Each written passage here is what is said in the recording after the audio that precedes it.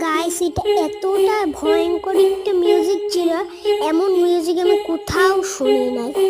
আপনি একটু শুনেন, খেয়াল করে দেখেন, খুব ভয়ঙ্কর কিন্তু।